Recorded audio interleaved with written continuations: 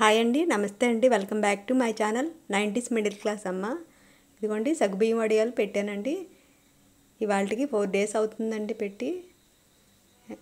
ఎండే వరకు వీడియో తీయలేదండి. ఇదిగోండి సగ్గుబియ్యం, చిన్న సగ్గుబియ్యం తీసుకున్నానండి. 250 grams అండి. ఇవి 1/2 kg.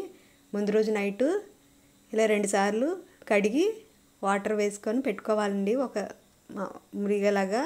ఇదిగోండి ఉదయాన్నే ఒక గ్లాస్కి 7 గ్లాసులు వాటర్ వేసుకొని మరిగించుకోవాలండి. ఇగోండి ఇలా వడకట్టుకోవాలి సగ్గుబియ్యాన్ని. ఎసరు తెరిలిన తర్వాత ఈ సగ్గుబియ్యం వేసుకోవాలి. ఇదిగోండి పేస్ట్ ఒక 5-6 పచ్చిమిర్చి మిక్సీ పట్టుకున్నానండి. సగ్గుబియ్యం ఉడుకుతున్నాయి కదండి. ఇప్పుడు జీలకర్ర అండి, 1 టేబుల్ స్పూన్ జీలకర్ర వేసుకోవాలి.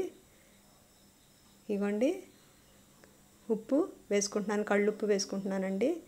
చూసుకొని వేసుకోవాలండి.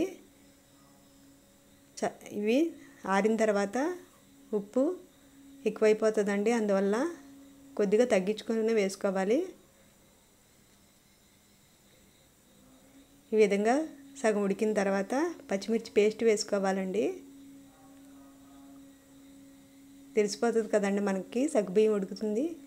చిన్న సగ్గుబియ్యం టేస్ట్ చాలా బాగుంటాయండి వడియాలకి. ఇదిగోండి పచ్చిమిర్చి పేస్ట్ వేసి ఇలా ఉడికించుకోవాలండి. మనం అన్నం ఎలా ఉడికించుకుంటామో అలా దగ్గరగా కొద్దిగా. ఇదిగోండి ఈ మాదిరిగా అయిన తర్వాత స్టవ్ ఆఫ్ చేసేసుకోవాలి. ఇది బాగా చల్లారనివ్వాలండి. చల్లారించాక ఇదిగోండి చిన్న టీ గ్లాస్తో పాలు పోసుకుంటున్నాను. ఇలా పోసుకోవడం వల్ల వడియాలు అనేవి చక్కగా తెల్లగా వస్తాయండి ఎండిన తర్వాత.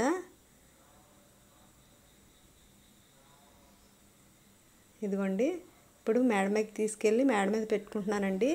దగ్గర 5:30 ఇలా అయిందండి టైము. ఉదయాన్నే పెట్టేసుకున్నాను. 1 గ్లాస్ వరకే తీసుకున్నానండి. ఇదిగోండి ఇది 2వ రోజు. 3వ రోజుకి ఈ విధంగా ఎండిపోయాయండి. ఈ సగ్గుబియ్యం వడియాలు చాలా అంటే చాలా రుచిగా ఉంటాయండి. సాంబార్లోకి, పప్పు కూరల్లోకి, పప్పు ఆకుకూరలోకి చాలా టేస్టీగా ఉంటాయండి. మీరు ఇలాగే చేసుకుంటారండి? కామెంట్ చేయండి. నచ్చితే లైక్ చేయండి, షేర్ చేయండి, సబ్స్క్రైబ్ చేసుకోండి నా ఛానల్ని. బాయ్ అండి.